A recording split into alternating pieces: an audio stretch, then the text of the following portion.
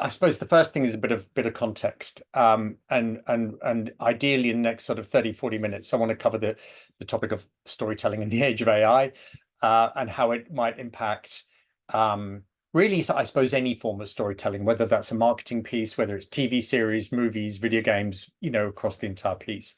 Uh, those of you who don't know, you can see here, my name is Gadney. I'm CEO and one of the co-founders of Charisma AI.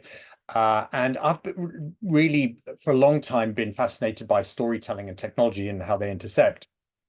Um, the spark started for me way back when I was the first head of digital for Penguin Books in the UK. And we worked on interactive versions of children's classic titles, music databases, authors like Jack Kerouac, Beatrix Potter. And even then, we were starting to look at like what an original interactive fiction commission might look like. In other words, how do you build a story which exists online and is designed and written to be online rather than something that starts off as a book? After that, I then worked at the BBC for a little while, and again, was working on what was then called broadband content, which now sounds incredibly old and stuff, but was good fun. And we were pioneering versions of Top Gear, Top of the Pops, which is a music show, and a travel show called Rough Guide Series. And even in that, we were integrating things like shopping, e-commerce, interactive video.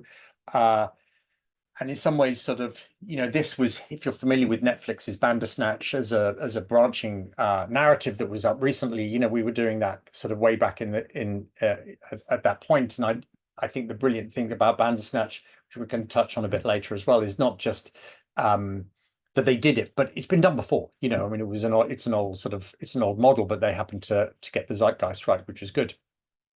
I then moved to Australia, lived in Sydney for 15 years, and oversaw the launch of sort of games channels and electronic program guides, where you see the channels on your screen for Foxtel, which is a pay TV cable and satellite provider out there. And this was the only job I've ever had where I had a gun pulled out on me in a meeting, which was a moment, and also was taken off a boat in the middle of Sydney Harbour as an emergency. Same separate incidents, but actually same project. Never has an electronic program guide been so much fun. But then really I saw the potential for extending TV series, primarily TV series, into interactive forms. And so set up a startup company called the Project Factory. We worked on soap operas quite a bit, actually, things like Home and Away in Australia. In the Netherlands, we worked on Korte Tijden, Slechte Tijden. Apologies if there are any Dutch speakers here because my accent's not brilliant. And then shows like Peaky Blinders, running the social media campaigns. By the way, the GTST, the Korte Tijden, Slechte Tijden soap opera in the Netherlands, is sort of like, it's a cultural institution. It's been going, I think, probably now for about 35 years. It's a national soap opera. It's the #1 show. And we increased the TV audience share by 25% for 2 years running. Now, if you know anything about TV audience share, that's astronomically high. Normally, it's like 1% or 2% is exceptionally good. We did 25%. So, and it was at that point what was called transmedia campaign. So we picked up the narrative at the end of the series when there was a cliffhanger moment where there's a new guy who's joined the series. He's called Tim. And he's been this mysterious character who's hanging around in cafes writing in one of those sort of moleskin books, like these sorts of things. And but no one knows who he is. And then the last dialogue and the last episode of the series is he's on the phone to someone, says, when they find out who I am, this place will never be the same again, and then cut, right? So what we did was we recreated that as a mobile app. So it was drawings, there were games involved in it. There was a whole set of what the notes were that he was writing. And we released content each week for the 8-week gap between while the series was off air. So, as a campaign, it ran in the vacuum. It ran in the moment in between TV series, which I think is that's the piece of gold as a thing. Don't run an interactive thing while the show is on air, because the actors hate it, the directors hate it, the producers hate it, the audiences are meh about it because they want to watch TV. But if you can fill the vacuum while people are going, oh no, it's another 8 weeks until I can tune into the show again. You fill that with these sorts of interactive stories. That really works.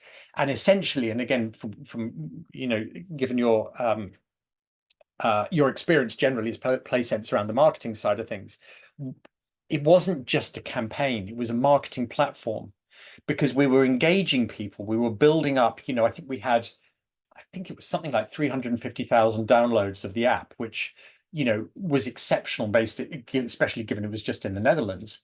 But that meant that we could then push notify when the series was back on air. So it was a marketing platform as well as a way to engage. You see what I mean? It was a very, very, very cool show. So we did socials for Peaky Blinders, again, extending the characters. Downton Abbey, which you may know, Benedict Cumberbatch's Sherlock. We built the mobile game for that extension. And what we started to learn there was about character and the power of character. And again, looking at the work you've done and the work you do in bringing these characters to life from video games or from VFX or whatever, this is something I really want to, focus in, because I think there's an enormous opportunity there. And then we got an Emmy nomination for a sort of social impact show called The Great British Property Scandal. So over that period, and the reason I was covering that is, here are things I learned. One is that the internet is a communications medium. It was built as a communications medium. In fact, if you go back to like the late 1960s, it was built as a communications medium in case of nuclear war. So in other words, if the planet is wiped out by nuclear war, there is a way to communicate. That medium is called the internet. So therefore, it's pretty robust. So it's natural that as a communications medium, well-written characters who communicate resonate with audiences. It's not necessarily about building the story worlds, in 3D, like a digital twin of a city, or indeed the stories, the narratives as sort of, act 1, act 2, act 3. It's about how to tell the story through the characters, plus the power of story. So the point here is that to get away from chatbots, we need to add story. Without story, you're in a question and answer scenario. And the whole point of a questions and answer scenario is to get you in and out as fast as possible. Hello, what's the weather like? Oh, it's good. Okay, end of story. It's basically a conversational search engine. This is the Achilles heel of the entire tech industry, is they're built on search engines. And it's fundamentally opposed to the entertainment industry, which is to keep you in for as long as possible. If every movie lasted 3 seconds, it would be a sort of weird environment. Our goal is not to get you to answer and out. It's to keep you in for a long period of time. And this is complex. And our view of that when we built Charisma was that you need to start from a foundation model of storytelling. Like, how do you tell a story? What are the principles of it? What's the framework, the foundation, the structure of stories? And then build the tech on top of that concept, not the other way around. So that's why we built Charisma. Plus, now, while the first two are sort of fairly mature concepts, the involvement of the audience is the revolution.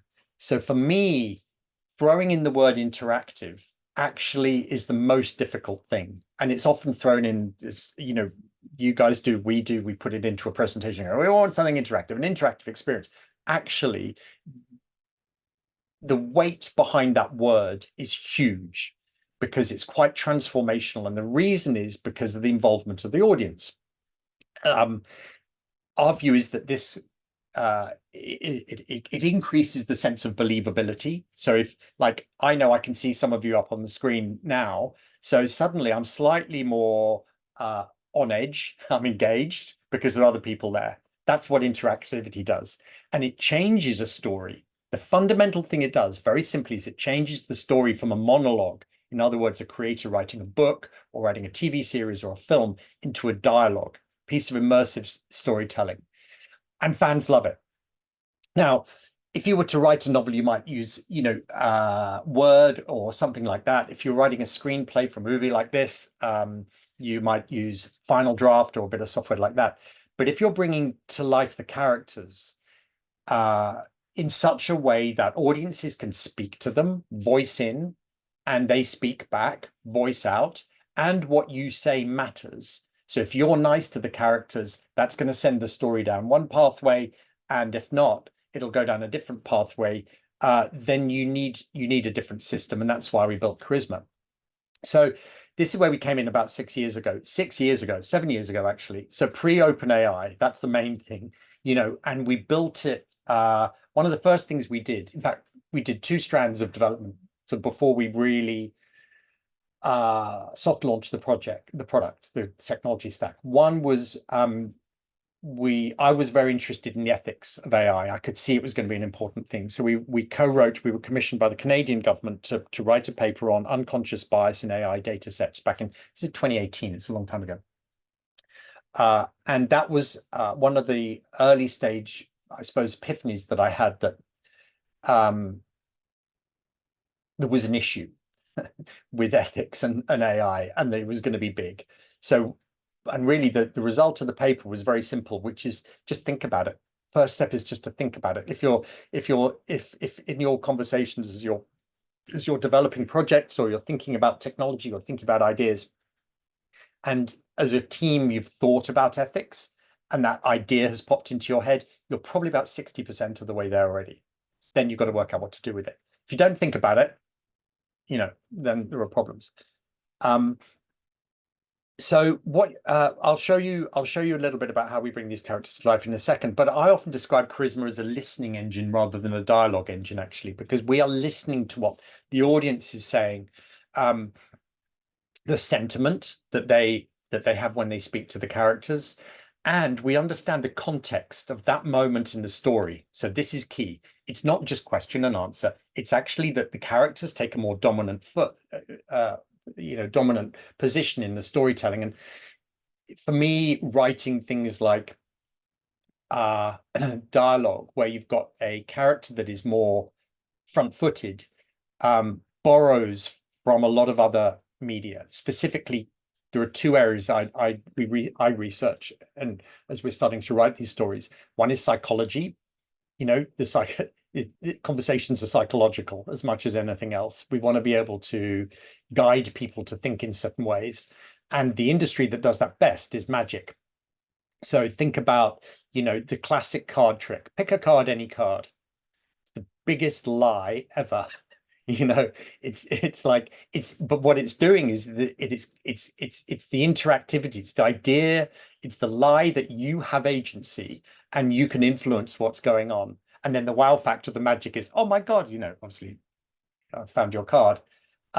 So as this went into one of our projects, we did an interactive drama with Sky TV, with a character. It was a thriller, and the character you're speaking to is a serial killer. So it's like you're sitting across the table from someone like Hannibal Lecter. It's charming, dangerous. He's killed before. He's going to kill again, and you're talking to him. And the first line of that dialogue is, "I bet you're wondering why you're here."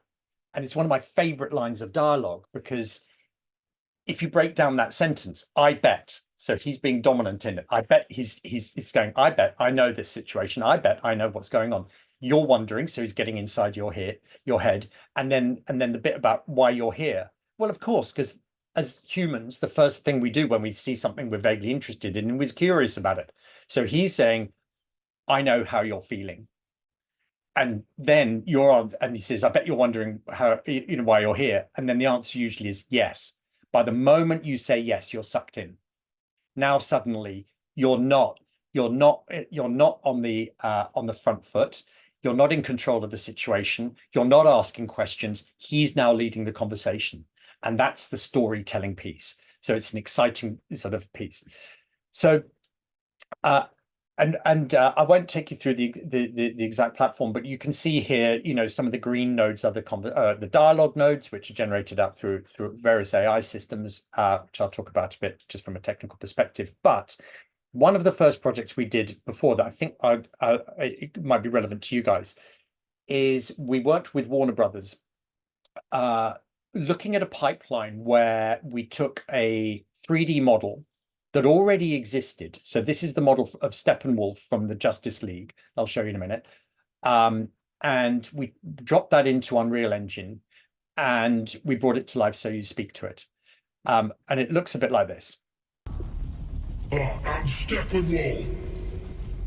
And you. And what you're seeing here, by the way, is the graph, our graph powering this. Look scared. Are you scared, human? Yes, I am scared. Good. You are right to be scared. I have broken 100,000 worlds in Darkseid's name, and now I will break your planet Earth. But there is something in my way. I need a human to infiltrate the Justice League. Do you think that could be me? Maybe. That's why you're here. Think of this as an audition to save your planet. So, tell me, does having a purpose like this appeal to you? If it involves saving planet Earth, then definitely. A human with actual ambition. You outclass most of your kind and could be the one I'm looking for. Do you have a name, Primitive? Yes, my name is Guy. Who gave you such a feeble name, Guy? My mother did. One of humanity's great flaws is reliance on blood relations. Your family is your weakness. So believing that sort of, insulting my family. Now, a couple of things. So definitely not Alexa or Siri. Okay, you get the sense that, wow, all right, I believe in it. So a couple of things. This is the pipeline for this to happen. So I'll tell you. I'll dive into this in a sec. The reason for showing that graph is sort of what is now differentiating us as our superpower away from ChatGPT, which is brand approval. We are finding we are winning contracts from companies which are built on LLMs because the lawyers and the brand guardians want to sign off on the script before it goes live. If you find that, you cannot use generative AI by definition because it hasn't been generated yet. So Charisma, as you saw, you can write, you're writing the script. We do, by the way, pass out into, you can integrate Anthropic and OpenAI for improvisation moments, but the core of it is always 100% guaranteed going to be on brand, which is fundamental to what we do and why we also can work in things like, consumer training for companies and unconscious bias training, sexual harassment training, those sorts of areas which are very sensitive subjects where the script has to be correct, it cannot deviate. And that's where we play. So look, this is the pipeline. So in this, he says, I am Steppenwolf, what is your name? Okay, so to do that, what's then happening is that is being rendered out as text to speech. We integrate out of the box with Resemble AI. All of these guys we know. I mean, I talk to them, sort of the CEOs on panels together. We know them. So it's not just like a tech connection. 11 Labs, Replica, Sarah Proc, who does great Scottish accents in the UK, Amazon, and I think we've got Microsoft in there as well. And what we're doing is that when he says, I'm Steppenwolf, what's your name? He's not going, hello, I'm Steppenwolf, what's your name? So we have an emotions tag. We have a whole emotions engine, which is also sending out the tags of what that character is feeling at that moment in time. Are they angry? Are they happy? Are they sad? And sending that out as a piece of metadata to that speech engine to make sure that whatever the performance is of that particular AI voice is coming back correct. Now, that then sets up you guys and us up for the future in a way that is very flexible, because at the moment those AI voice companies are not getting emotional performances 100% right either. It's a bit odd, and it's not quite right, and it's a bit hacky. Fortunately for us, what we've done, and just so you guys know, is that the model I often use is the movie Few Good Men with Jack Nicholson. Okay, so that court scene where he's going la la la la, and his emotions are right, and then suddenly snaps, truth, you can't handle the truth, right? So there is no AI model, voice model, that can suddenly change that extreme emotion. So what you can do within Charisma is, let's say you trained an AI model on Jack Nicholson, 90% of that is going to be right. Maybe 95% you can generate with AI. But those key moments you can get done, you can get them into a studio, record that particular line, upload it to that moment in the node, and it's going to come out from that. So you're balancing between or generated AI voices and then something which may be more manual if you want control of it. Then what we do is he says, I'm Steppenwolf, what's the name? I go, Guy. Okay, so that's picking up speech to text. We use DeepGram for that as a partner. So that's picking up that, and that has that, I think, checked the other day, it's about 24 languages, maybe more, that they can pick up. And again, they can pick up accents and stuff. So it's pretty good tech. Again, not ours, because they're much better than we are. But then what is sent to Charisma is the text of that with a bunch of different metadata, and we parse the sentiment, the context, the narrative moment, like where are you in the story, the emotion, memory analysis. So remember what you've said. And then we direct the story into its next appropriate bit. And that's really fluid, which I'll talk about in a sec. So he goes, who gave you such a feeble name, Guy? And that, from an animation perspective, we have, and I'll show you, we've recently produced a sort of plug and play module that has what I call the Adam and Eve characters, which are rigs. They're basic rigs because we wanted them to work in VR as well. So they have to be sort of optimized poly rates and stuff, but they've got the connectors out into systems like Mixamo to be able to then draw in any body animation you want, or the performance actions, which is the box down the bottom there. If you've animated that character or the client's animated the character, then you can plug those in. And then the facial animation and lip sync, which is really state of the art. Out of the box, we use Oculus. It's not bad, and it's pretty close to real time. But then you're looking at systems like NVIDIA's audio to face, Indeed audio to gesture, and we know those guys well, or Jolly Research, we know really well, who are based in Canada and do awesome. They're ex-Pixar, and their facial animation system, which takes a bit of audio and then animates the lip syncing, is really good. And then underneath that is all of the analytics, because you've got to be able to work out which parts of the stories are working and which aren't. By the way, that pipeline has to have a turnaround of about 250 milliseconds. So this is really fast. Anything longer than that, it's a pause. And we pick it up as humans. For conversation, you've got to be super fast. But the other thing is that still we're not a story, because most demos I have conversations that are one-to-one, like Steppenwolf, and we did that. And that's not good story. And it shows that the technology powering it is probably something like a chatbot. Good for Q&A, lousy for tension, lousy for drama, lousy for pace. What we want is a situation like this where you can walk into a bar with many characters, the protagonist, the antagonist. If you talk to the guys on the left and you're really nice to them, then it's going to piss off the guys on the right because you're not talking to them. So we should have that whole fluid dynamic happening, which again is the great thing about this, and is that for a lot of, say, the games industry or VFX industry, these assets have already been made. It's a reuse recycle model, where you go, oh yeah, I'll have that. The animation's already there and we're bringing these in. So this demo we did was using off-the-shelf characters. You probably recognize some of them, and then and off-the-shelf bars. So in essence, if there was a medium that in fact, there is a medium which we're most akin to, it's theatre. It's immersive theatre, especially the writers who we see take to this sort of immersive storytelling, with AI, the best are people who've written for immersive theatre, because they're contemplating the audience being part of the story. It's away from that monologue thing I was talking about.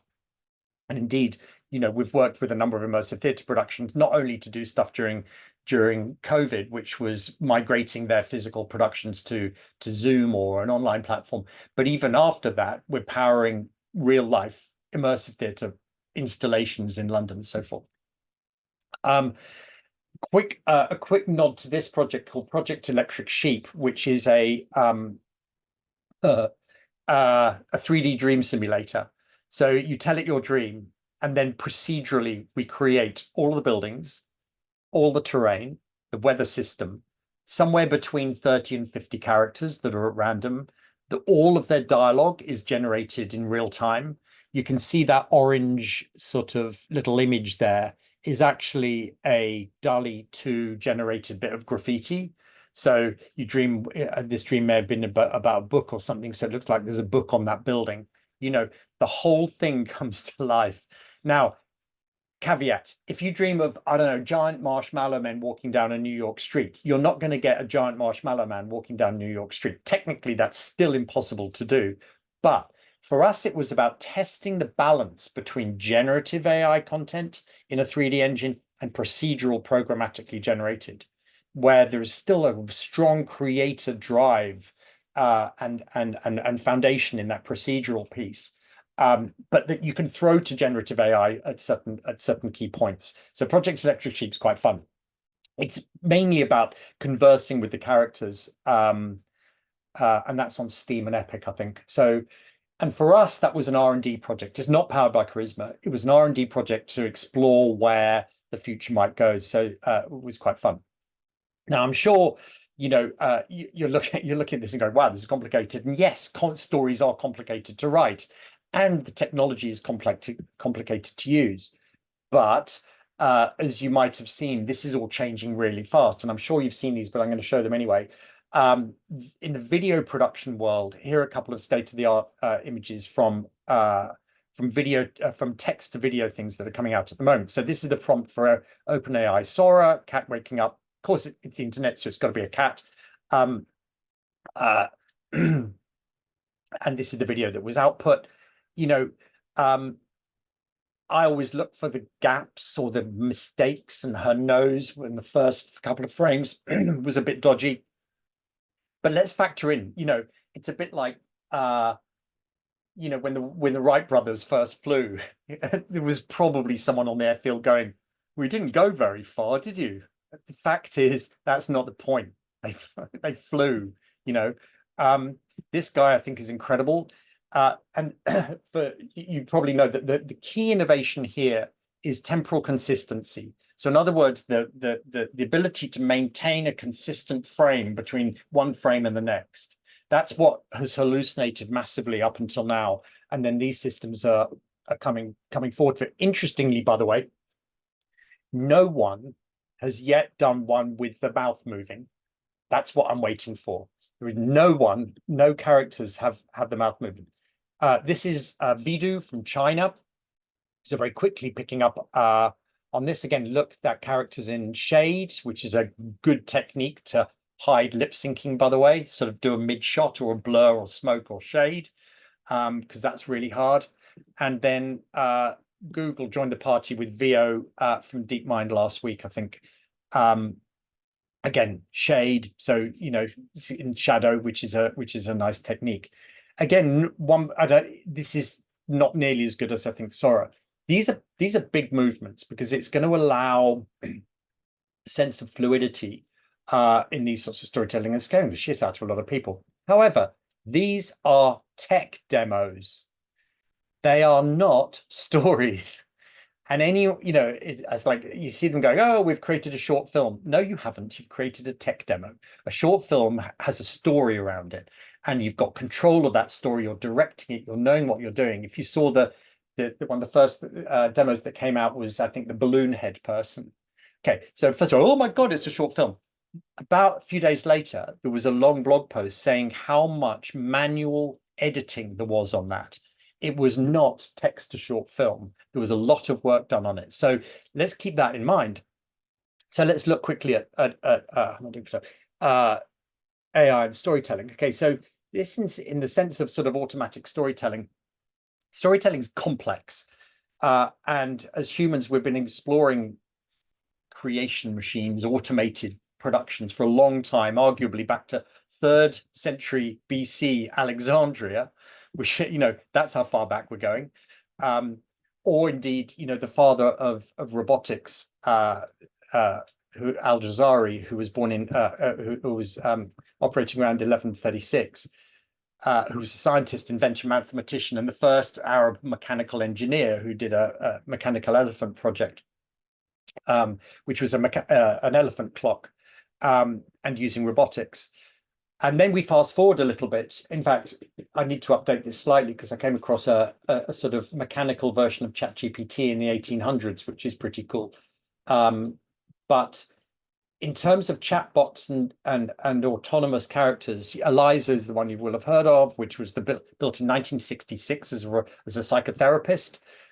It also heralded an explosion of interest in automatic storytelling in the 70s. So the 70s was an absolute boom time of automatic storytelling systems like Strips, AbStrips, Margie, and the hugely influential Tailspin from a guy called James Meehan in 1977. If you want more, do look at Tailspin, but there's quite a lot. There are quite a few papers on this. And Tailspin works by using a knowledge base of actions to solve and modify the goals in a story. Or as actions performed, the output text is output as a story. Meehan also explored the idea of how a new story form could emerge called a meta-novel, which adapts based on the reader, as he put it, personality. So your personality. And it could be based on the personality, it could be based on their behavior, or simply because the reader desires a different type of storytelling.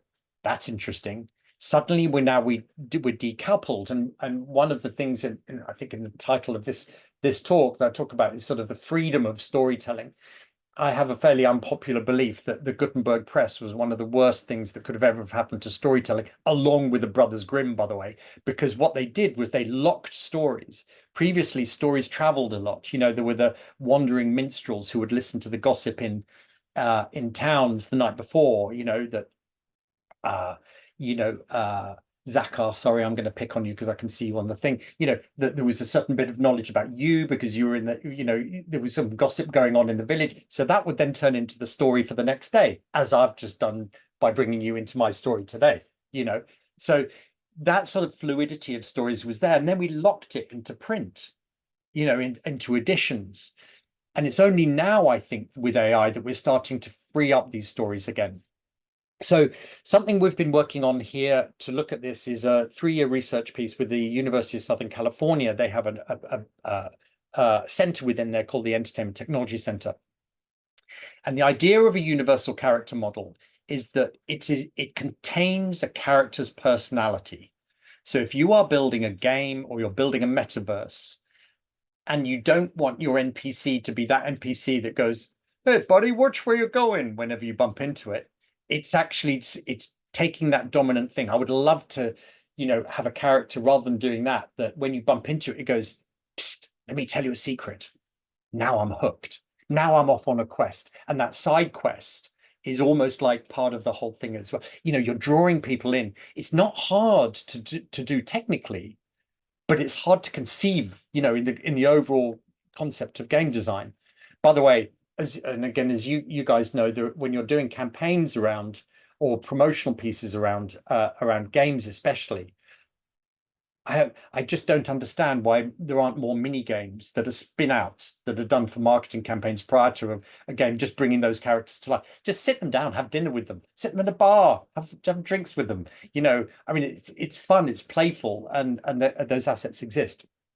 So the focus of this character model is to work with Hollywood studios, VR technology companies, and look at how this character container contain not just the personality that is its mood, but how it evolves over a period of time. Because if you're in a metaverse environment, you may go into that metaverse and I use that word unabashedly because I think it will come back. I think companies like Sony are looking at version 2.0 with envious eyes and building stuff at the moment. And when we start to get closer to the Ready Player One type environment, we will need characters that are interesting. I love it in Ready Player One, where you go into The Shining, which is in the movie, not in the book. You're going into a movie, which actually then was a book. It's like, whoa, multiple storyline things. But the fact that you can go into this story, this film world, and experience it and have a narrative thread through it, again, creatively complex, but eminently possible. And that if I go in and then one of you guys goes in, what happens to that story? So if I go into that story and then you come in 2 seconds later, are you playing catch up with me? Are you having a different experience? What's our relationship? These are sort of the challenges that we face as the industry. So in that sense, what this character design research is looking at is a story that looks a bit like this. And I often use the analogy of skateboarding half pipe, right, where the narrative is running down the bottom of the half pipe, and it is that the reason for that is that it's got tension and pace. You have to move it forward, otherwise you're stuck in Q&A, and someone's going to get bored within a minute, or it's going to find the edges of your design and break it within a minute. But if you can move it forward and have lines like, well, that's not why we're here today. Come on, let's carry on with the mission. That's keeping things going. But you should be able to go up the sides of the half pipe. So you should be able to say to Steppenwolf, look, I know you want to wipe out the galaxy, but what's your favorite flavor smoothie? And he should then not answer, oh, I love it with banana and vanilla ice cream, because that is totally out of his character. He should come back going, what bloody hell are you asking me that sort of question for? You idiot, you're fired, or whatever. So we have a principle that our writers work on which we call accept, deflect, reject. So in that scenario, reject, do not accept the player's input because it's not relevant for that moment in the story or the character. Reject it. And indeed, by the way, if the character keeps doing it, remember that they've done it and then kick them out. That's fine, because that's game, and games you can lose at. So we have we work on this model, and so the author can always push and pull these sorts of models as we go through. Now, as we then come back into this automatic storytelling piece, Kurt Vonnegut, who's, I read a lot around these sorts of areas, and there's a lovely statement. He said, there's no reason why the simple shape of stories cannot be fed into computers. Now, I think creative AI at the moment is a two-sided coin.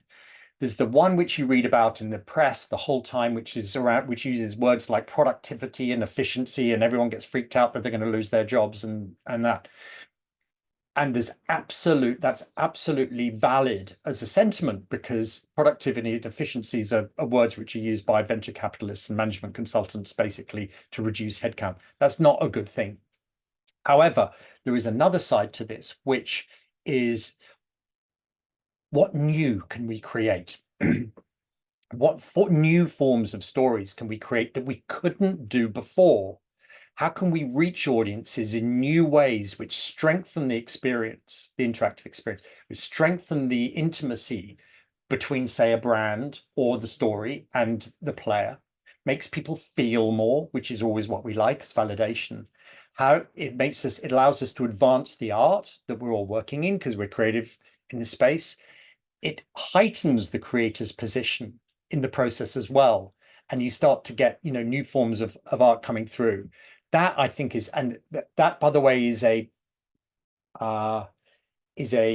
standard trend model for new media that's, as you know, been going back hundreds of years, right? So the first films were cameras on theatre. The first websites looked like brochures. The first mobile apps looked like websites. We always do, and God, suddenly forgotten his name. I'll remember in a minute. I had a wonderful quote, which is that we look at the future through a rear view mirror, like in a car. We're always looking. We're trying to look ahead, but we can't help ourselves but look back and do what people did before. Marshall McLuhan, it was. But also, why stop at entertainment? Because storytelling is how we communicate any idea to someone else as a human. Good morning, how are you? How's your day? Is a prompt for a story. Well, you never guess what happened to me. I was walking down the street and this lorry ran past and it was wet.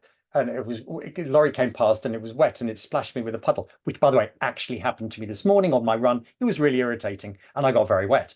Story. The prompt was, how are you? Okay. So this is just to show that charisma, again, is used in a number of different ways, such as this simulation for parents with autistic children. And it's for these parents to practice difficult conversations with their children in a safe space. It's a conversation simulator.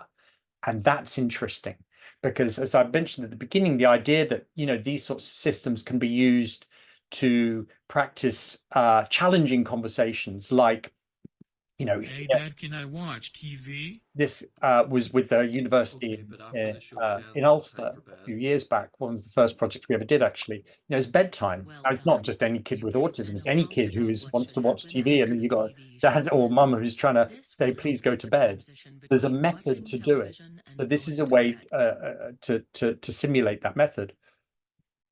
Or, you know, I've shown 3D, but we do a lot of 2D work, which is like interactive graphic novels. And in fact, we ran an app for a couple of years, which was the interactive graphic novels, because the graphic novel and the comics industry, the story form is very similar. It's graphical and it's dialogue heavy. That's why.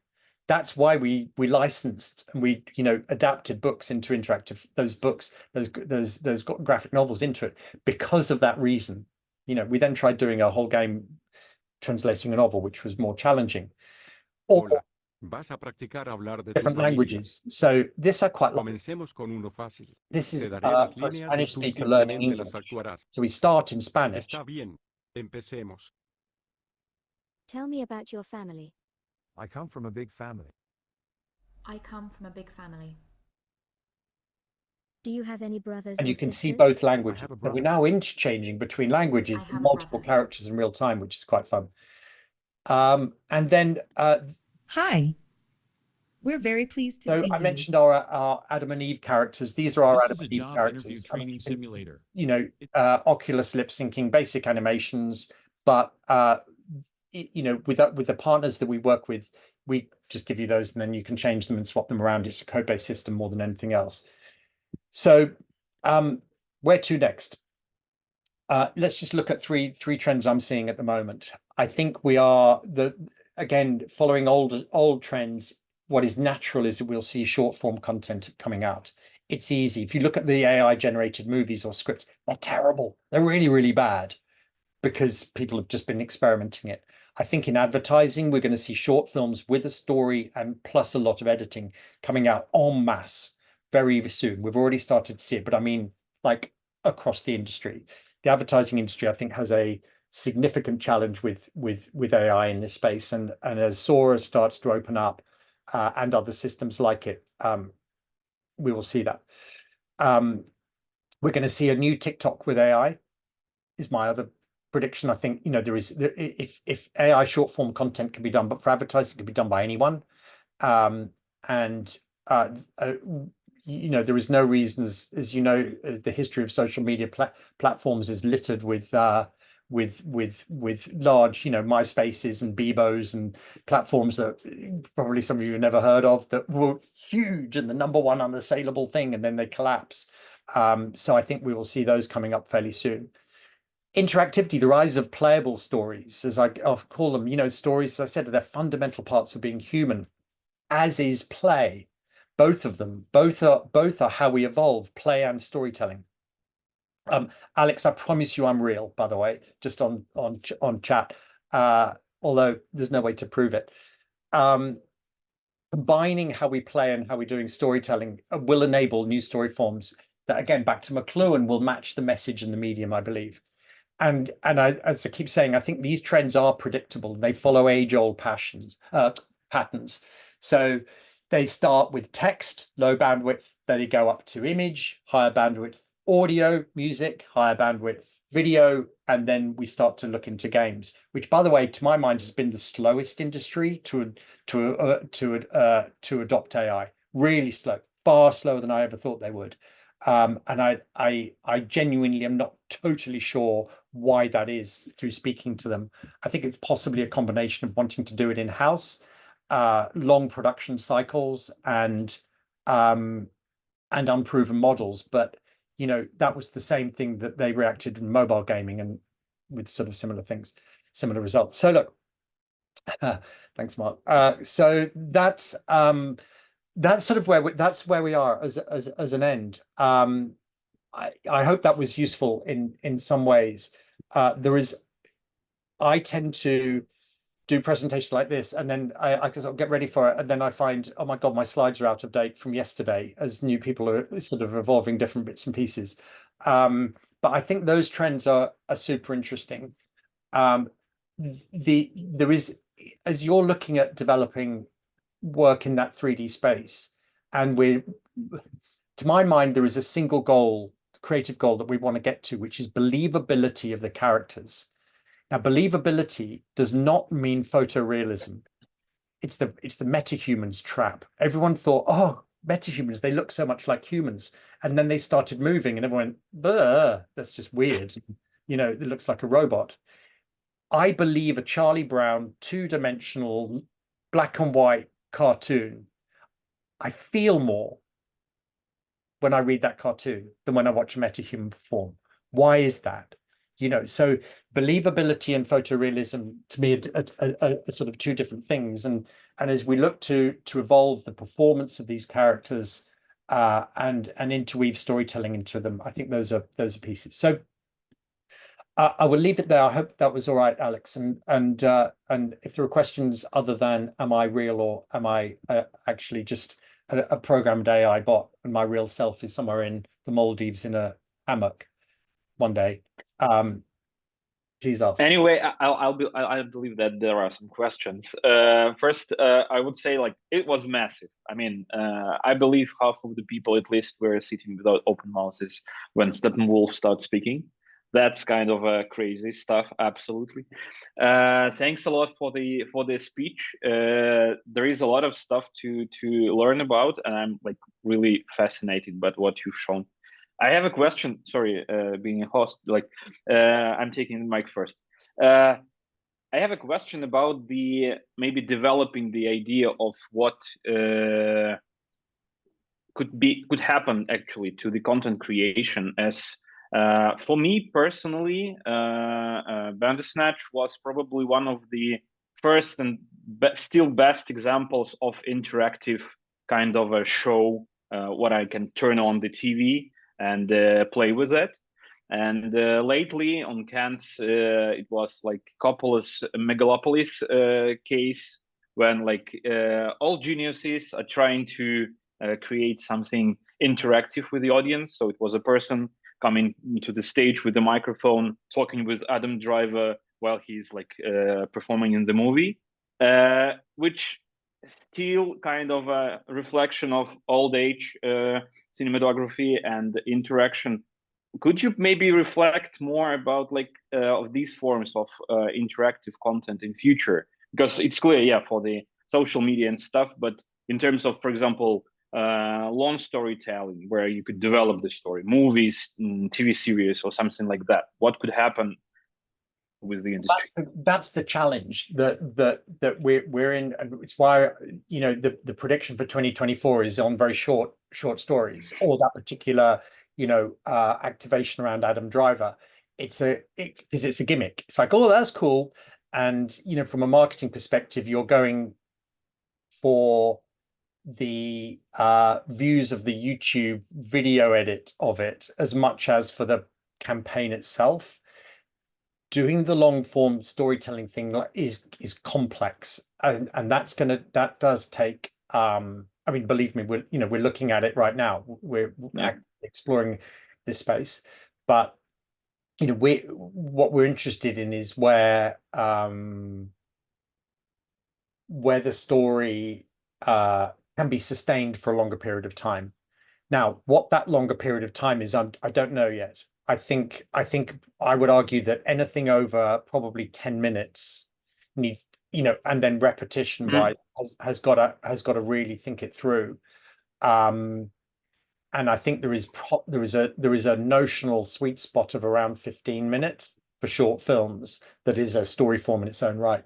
But ultimately, what we're looking to do is try and get something where because the stories themselves are fluid and evolving and dynamically changing the whole time, that's where it gets exciting, because ultimately that means that they're infinite. Awesome. Thank you very much. So any other questions, guys? We have some more time.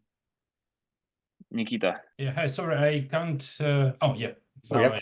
The video. Okay. So thank you very much. That was amazing. And I have a question about this creation of AI characters who can speak with you.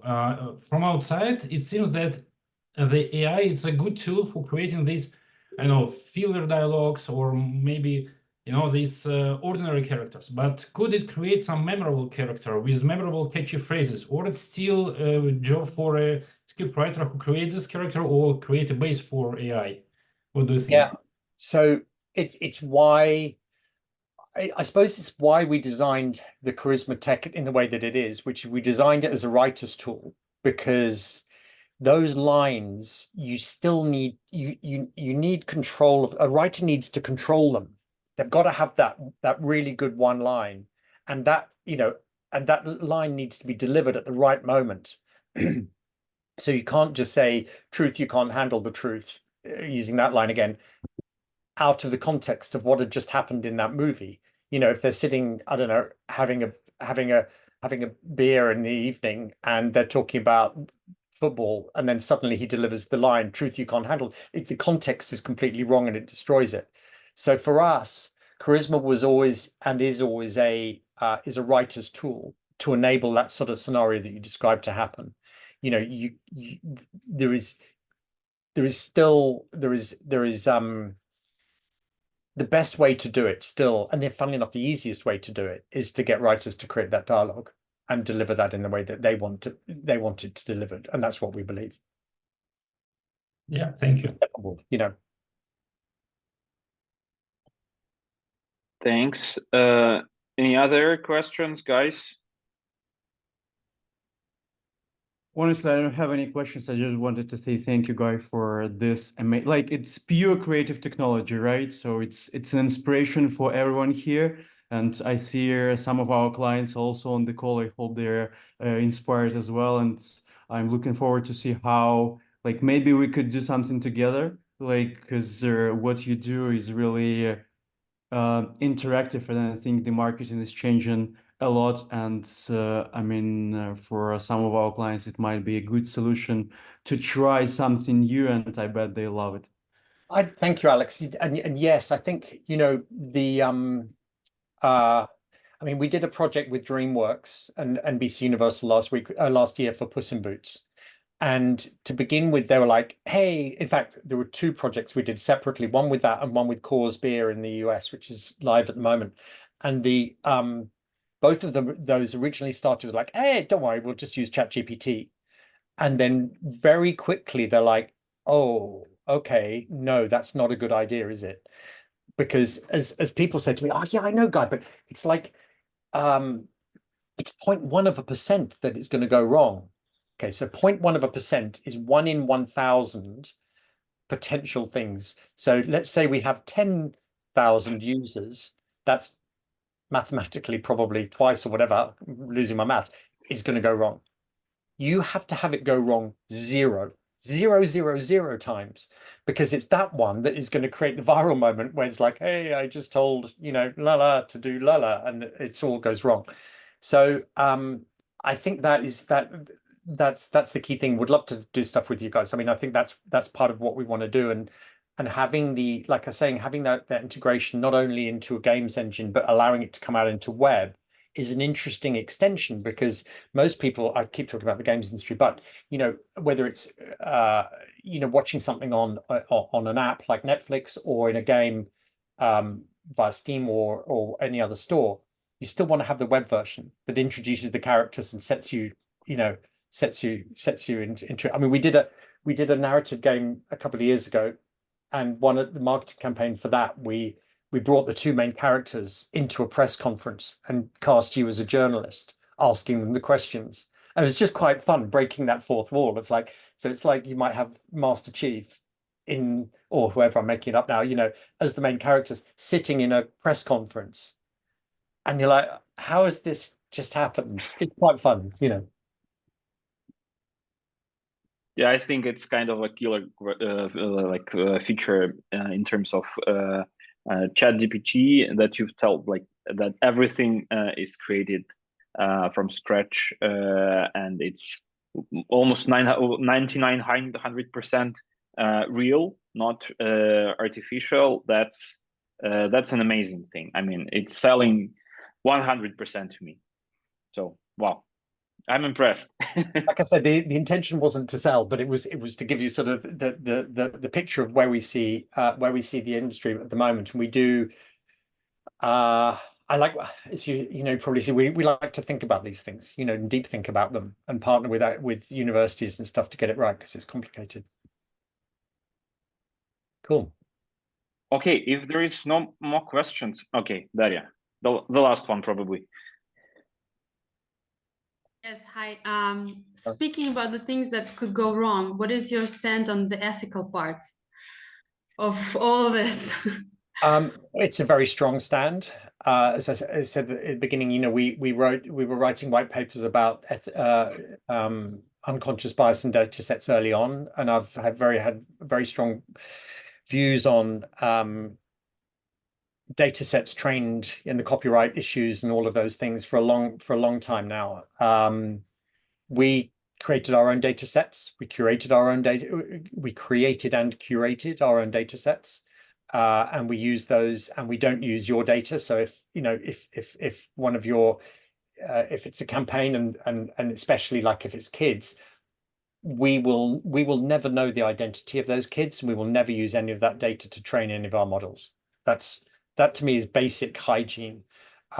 Equally, there are elements around responsibility of design of conversations that we're acutely aware of. We don't talk about publicly, but it's like if you succeed in the believability of characters, there's an inherent responsibility there if the audience then starts to confide secrets in that. Exactly. That's where it gets dangerous, because it's too real, right? It gets dangerous if you don't think about it. But if you think about it, it's actually okay.